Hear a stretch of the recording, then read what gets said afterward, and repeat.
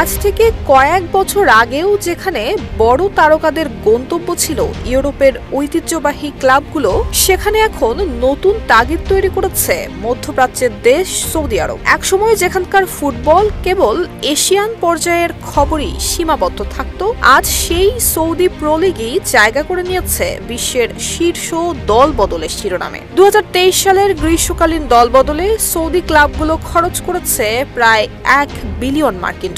Neymar, Benzema, Mahrez, কন্তে, ফার্মিনো থেকে শুরু করে রোনালদো, তালিকাটা যেন দিনে দিনে আরো ভারী হচ্ছে।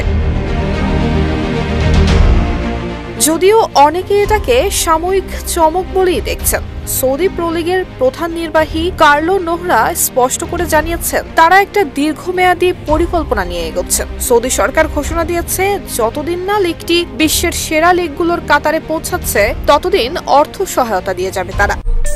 আরে কাট আপ কেনাকাটা লেভেল আপ করতে এলো cut up. Best deals, authentic products আর ফাস্ট ডেলিভারি পেতে ডাউনলোড করুন কাট আপ অ্যাপ। ফুটবল এখানে কেবল খেলা নয়, বরং পুরো দেশের ইমেজ বদলানোর হাতিয়ার। 2016 সালে সৌদি ভিশন 2030 ঘোষণা করে এবং তখন থেকেই শুরু হয় তেলের উপর নির্ভরশীলতা কমিয়ে বিনোদন এবং খেলাধুলায় রাষ্ট্রীয় বিনিয়োগের যুগ।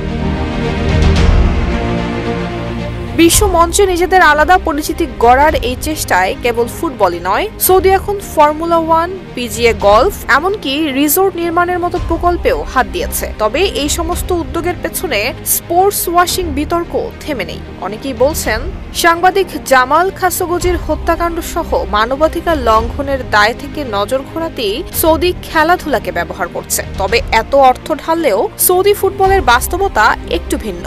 বেনজেমা, নেইমার তারা সবাই ক্যারিয়ারের শেষ পর্যায়ে। অর্থ আকর্ষণের বড় ফ্যাক্টর হলেও প্রতিযোগিতামূলক মান, ঐতিহ্য এখন ইউরোপের দখলে। বিশেষজ্ঞদের মতে ইউরোপের ক্লাব ফুটবলের মূল শক্তি হল উয়েফা চ্যাম্পিয়ন্স লিগ, যেখানে খেলতে চায় বিশ্বের প্রতিটি বড় তারকা।